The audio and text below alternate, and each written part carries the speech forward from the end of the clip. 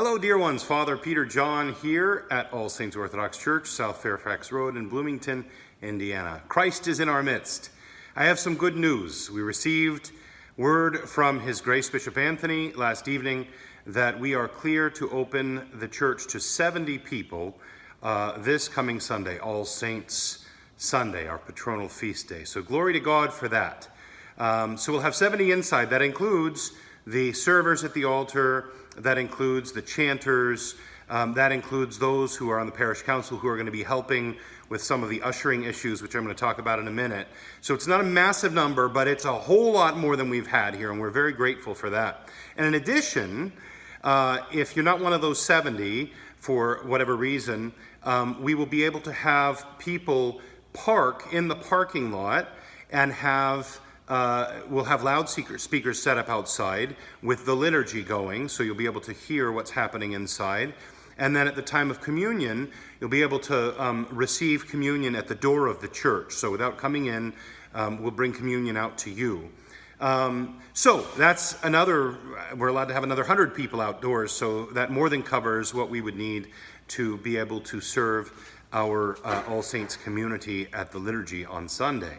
So we have to talk about some of the guidelines that we have. I call them guidelines or rules, the things that we're going to need to do in order to come back together and to do it in a way that is safe, in a way that protects everybody. So here are some of those guidelines. Number one, those who are indoors, if they're not a chanter or an altar server, need to wear a face mask. We're going to be doing this for the time being. I don't know how long, but everybody who comes in will need to have a face mask in the church during the liturgy. You'll just remove the face mask when you come for communion. In addition, and let me just say, if there's somebody who has a medical reason for not being able to wear a face mask, and I know that there are some of those, then just contact me. Let me know ahead of time so that I can let one of the ushers know what's going on there, okay? And that you're exempted from that.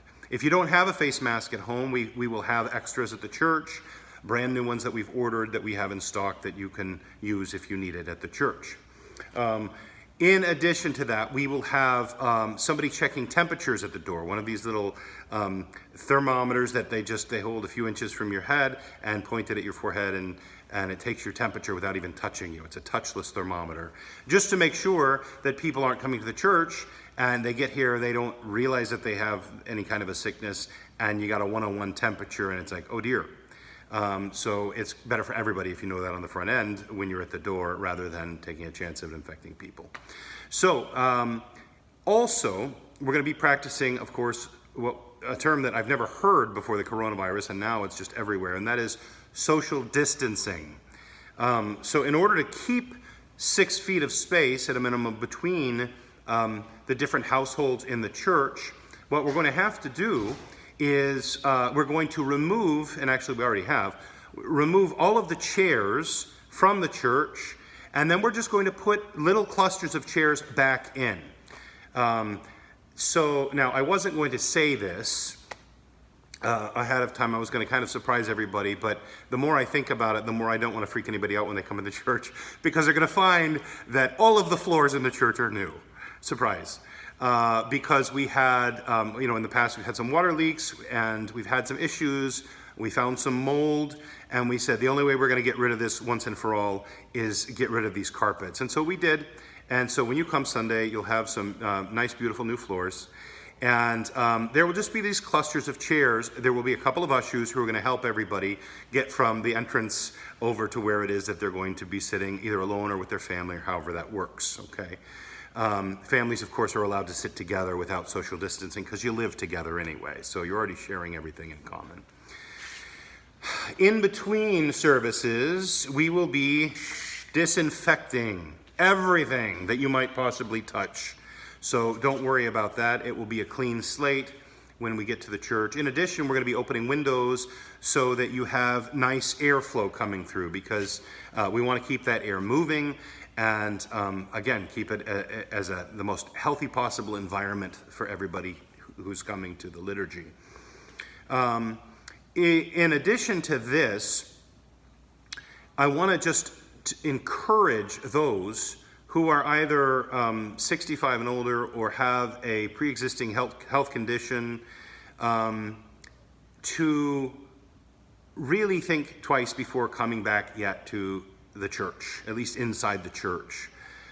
You won't be turned away at the door, but we know who are which population is in the highest risk for coronavirus and for the most severe cases. And so I just encourage those who are older or have pre-existing conditions, etc. Just keep that in mind. And if there are people who are not ready to come back at this point, you can always email or call me to make an appointment for me to come out, or Father Seraphim to come out, pray, and bring communion to you at your house. So I encourage you to do that. Let me think. Anything else I may have missed?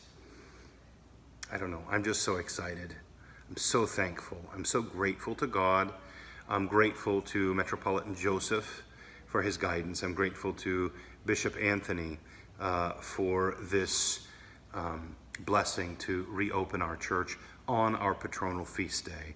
It will be so good to be together, and I'm so looking forward to it. And we'll get through this, continue to get through this together, this crazy and unprecedented time. We'll continue to get through it together as the church. If anybody has any questions, you're welcome to email me. You know my email. And also, the text of this, plus more, is going to be attached to this video in an email going out to the entire parish. So I want everybody to watch this video, but then I also want everybody to read the text that comes with it, with all the kind of the finer details about getting back together at the church. Christ is in our midst. He is and ever shall be.